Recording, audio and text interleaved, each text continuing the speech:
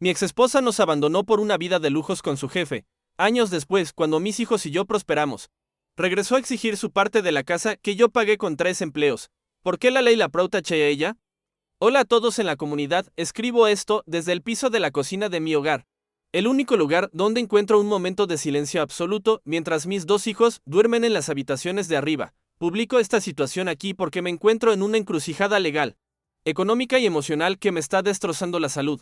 Mi exesposa, Vanessa, ha reaparecido en nuestras vidas tras 4 años de ausencia total. No regresó con intenciones de pedir perdón, ni con el deseo genuino de abrazar a los hijos que dejó desamparados cuando apenas eran unos niños pequeños. Regresó acompañada de un abogado corporativo de primer nivel, exigiendo el 50% del valor comercial de nuestra casa familiar.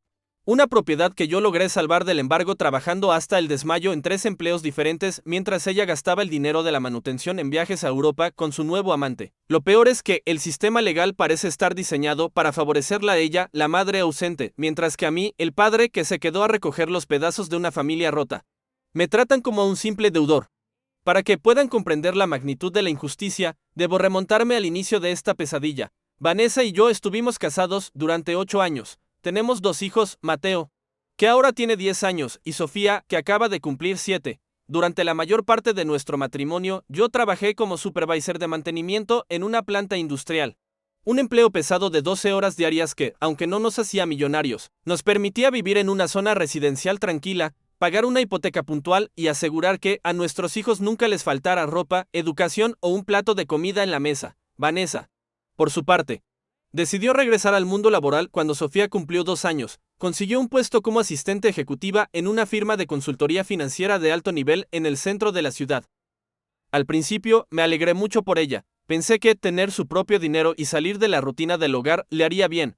Sin embargo, el ambiente de esa oficina comenzó a transformarla de una manera aterradora. En cuestión de meses, Vanessa empezó a desarrollar un desprecio absoluto por nuestra vida sencilla. Regresaba a la casa criticando el tamaño de nuestra cocina, diciendo que el auto familiar era una vergüenza y que mis manos ásperas por el trabajo mecánico le daban asco. Empezó a obsesionarse con las marcas de diseñador, las cenas en restaurantes caros y las amistades superficiales de su trabajo. Su jefe, un hombre divorciado, millonario y 15 años mayor que ella, comenzó a invitarla a viajes de negocios de fin de semana y a regalarle costosos relojes bajo la excusa de bonos por rendimiento laboral. Yo intentaba hablar con ella, suplicarle que pusiera los pies en la tierra y que recordara a los niños, pero su respuesta siempre era la misma mirada de superioridad. Eres un mediocre sin aspiraciones, Esteban. Tu mentalidad de obrero me está asfixiando. Yo merezco una vida de verdad, no esta miseria.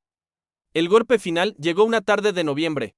Hace 4 años, regresé a la casa después de un turno nocturno agotador y encontré la sala completamente vacía de los objetos personales de Vanessa. No había una carta de explicación. No había un mensaje de texto. En la mesa de la cocina solo dejó las llaves de la casa y un documento impreso de divorcio por incompatibilidad de caracteres. Se había marchado definitivamente con su jefe a vivir a un departamento de lujo en la zona más exclusiva de la capital. Lo verdaderamente criminal no fue que me dejara a mí, fue que abandonó a Mateo y a Sofía sin el menor remordimiento. Esa misma noche, Mateo, que solo tenía 6 años, se pasó horas llorando junto a la puerta principal preguntándome por qué su mamá ya no lo quería y por qué se había llevado hasta sus juguetes favoritos para venderlos en internet. Sofía, con apenas 3 años, dejó de hablar durante casi 6 meses debido al trauma del abandono repentino. Los meses posteriores al abandono fueron un auténtico infierno terrenal para mí. Vanessa utilizó todo el poder económico de los abogados de su nuevo novio para dilatar el proceso de divorcio, logrando que el juez no le impusiera ninguna orden provisional de manutención alimenticia, alegando que ella se encontraba en un periodo de transición laboral. Me quedé completamente solo, con el corazón destrozado, cuidando a 2 niños pequeños que requerían terapia psicológica urgente, y con una deuda hipotecaria vencida de 3 meses que Vanessa se había negado a pagar a pesar de que la casa estaba a nombre de ambos. El banco me envió la primera notificación de ejecución hipotecaria. Estábamos a punto de quedarnos en la calle. Fue en ese momento de desesperación absoluta cuando me prometí a mí mismo que mis hijos jamás sufrirían hambre ni perderían el techo que su padre les había construido. Comencé una rutina de vida que casi me cuesta la existencia física. Mantenía mi trabajo de 12 horas en la planta industrial de lunes a viernes. Al salir a las 6 de la tarde, corría a un taller mecánico independiente donde trabajaba reparando transmisiones hasta la medianoche, y los fines de semana, sacrificando las pocas horas de sueño que me quedaban, Manejaba una camioneta de repartos desde las 5 de la mañana hasta la tarde, dormía un promedio de 3 horas al día, mis manos estaban permanentemente cubiertas de cicatrices, grasa y quemaduras de motor, no tenía tiempo para descansar, no tenía dinero para comprarme ropa nueva, cada centavo que generaba iba destinado estrictamente a pagar la hipoteca, las terapias de los niños, la escuela y la comida. Mi madre, una mujer mayor y enferma, hacía el esfuerzo sobrehumano de quedarse con los niños por las noches mientras yo trabajaba en el taller mecánico. Me dolía el alma no estar presente para acostar a mis hijos. Pero sabía que la única forma de salvarlos de la miseria era rompiéndome la espalda en la calle, durante esos 3 años de sacrificio extremo.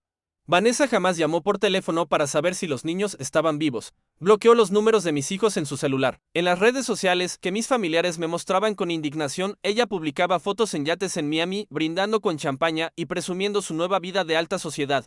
Completamente desentendida del hecho de que su hijo no tenía zapatos nuevos para el inicio del ciclo escolar porque todo el dinero se iba en pagar los intereses del banco.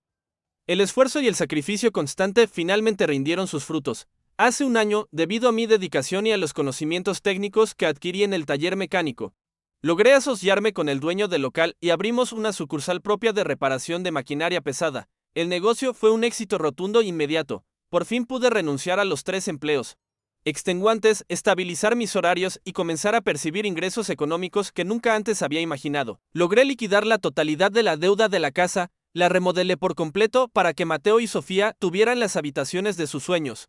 Y abrí un fondo de ahorro universitario para el futuro de ambos. Mis hijos volvieron a sonreír. Mateo se convirtió en el mejor estudiante de su clase y Sofía recuperó su voz por completo, llenando la casa de risas y alegría. Habíamos vencido a la adversidad. Éramos un equipo feliz. Sin embargo, el karma de la vida de Vanessa dio un giro inesperado hace 2 meses. El millonario jefe por el que nos había abandonado sufrió una quiebra financiera masiva debido a fraudes corporativos y, para evitar la prisión, huyó del país, dejándola a ella en la calle, sin un solo centavo y con las cuentas congeladas por las autoridades. Vanessa pasó de vivir en un palacio de cristal a no tener cómo pagar el alquiler de un departamento modesto. Fue entonces cuando recordó que todavía legalmente aparecía como copropietaria de la casa residencial donde yo vivo con mis hijos.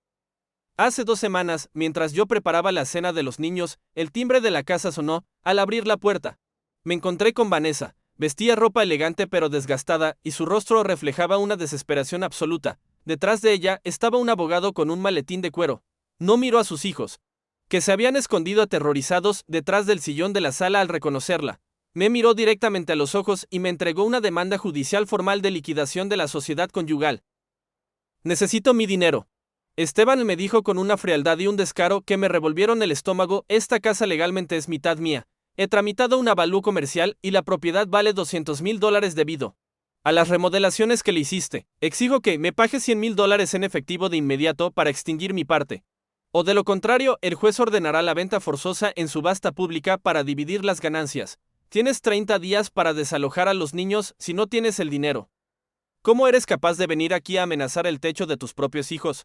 Le grité con lágrimas de impotencia en los ojos, tratando de contener la rabia para no asustar a los niños. Tú nos abandonaste, nos dejaste en la ruina absoluta. Yo pagué esta casa solo, trabajando en 3 empleos diferentes, sin recibir un solo centavo de tu parte en 4 años. No aportaste nada para la comida, ni para la escuela, ni para las terapias de los niños que tú misma traumaste. Eres un monstruo. A la ley no le importan tus sentimientos ni tus 3 empleos. Esteban le intervino su abogado con una sonrisa cínica. El documento de propiedad es claro. El matrimonio se disolvió bajo el régimen de bienes mancomunados. Todo lo que se pagó remodeló durante. Después del matrimonio entra en la masa hereditaria común. Si no pagas los $100,000, la casa se vende y ustedes se van. Vanessa miró por encima de mi hombro hacia la sala. Vio a Mateo y a Sofía temblando de miedo y en lugar de mostrar una pizca de instinto maternal o compasión, soltó una risa seca y cortante. Hubieras pensado en eso antes de gastar tanto dinero en poner la casa bonita, Esteban. Si tienes dinero para lujos y talleres nuevos, tienes dinero para pagarme lo que por derecho legal me corresponde. Nos vemos en el tribunal. Y se dio la vuelta, subiéndose a un taxi sin siquiera decirle adiós a los niños que la miraban desde la ventana. La situación legal actual es desesperada. Mi abogado defensor me ha explicado que, lamentablemente, debido a los vacíos legales del sistema y al hecho de que yo liquidé la hipoteca estando aún divorciándome formalmente, Vanessa tiene todas las de ganar ante un juez de lo familiar. El tribunal no toma en cuenta el abandono moral ni el esfuerzo físico extremo que realicé. Solo ven un papel firmado hace 10 años. Si no consigo los $100,000 en las próximas 2 semanas, un juez ordenará el desalojo de mi familia para rematar la casa al mejor postor, aunque mi taller mecánico está generando buenos ingresos. Todo mi capital está invertido en maquinaria y herramientas pesadas. No tengo esa cantidad de dinero en efectivo en el banco y ningún banco me otorgará un préstamo de esa magnitud en tan poco tiempo debido al litigio abierto. Desesperado por la situación y buscando visibilizar la injusticia que sufrimos los padres solteros, decidí publicar un video explicativo en mis redes sociales. Mostré las fotos de mis manos destruidas por el trabajo, los recibos de las terapias de mis hijos y la demanda de desalojo que Vanessa nos envió. El video se volvió inmensamente viral, alcanzando millones de reproducciones, pero la respuesta de la justicia y del entorno de mi exesposa ha sido asquerosa.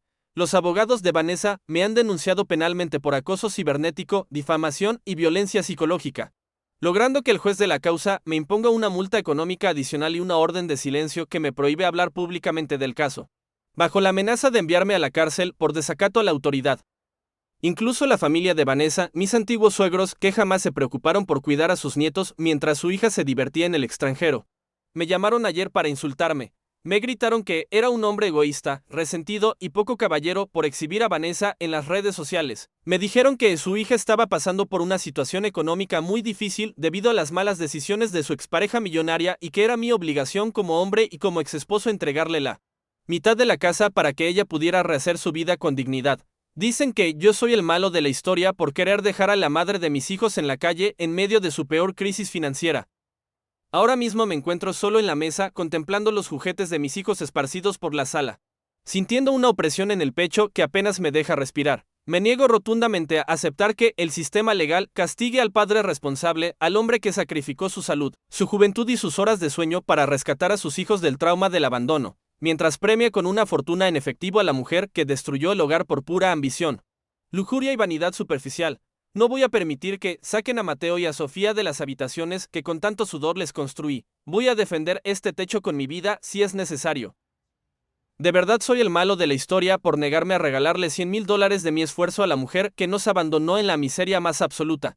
¿O soy la verdadera víctima de un sistema judicial corrupto, hipócrita y obsoleto que protege a las madres ausentes y castiga a los hombres que deciden sacar adelante a sus hijos con honestidad y trabajo duro? Los leo en los comentarios, porque necesito saber que todavía queda algo de justicia y empatía en la mentalidad de las personas reales. Actualización: ella intentó manipular a mis hijos, pero cometió un grave error. Vanessa se presentó en la escuela de Mateo y Sofía con regalos caros para ganárselos, pero ellos se aterrorizaron. Mateo la enfrentó, diciéndole que ella no era su madre, sino la señora que los abandonó. La escuela llamó a la policía y ella tuvo que irse humillada. A raíz de este escándalo, mi abogado logró revisar sus registros y descubrimos la verdad. Vanessa está en la miseria total y vive en un hostal. Su supuesto abogado de alto nivel es un cómplice con el que intenta estafarme, para que yo ceda por miedo antes de ir a juicio.